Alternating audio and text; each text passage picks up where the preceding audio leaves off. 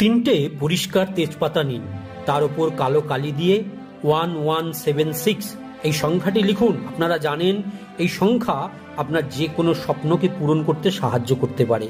তারপর একটা মাটির পাত্রে 3টে কর্পূরের টুকরো ও 3টে লবঙ্গ নিন, তারপর সেগুলোকে জ্বালিয়ে দিন, আর সেই আগুনে একটা একটা করে তেজপাতাও জ্বালিয়ে দিন।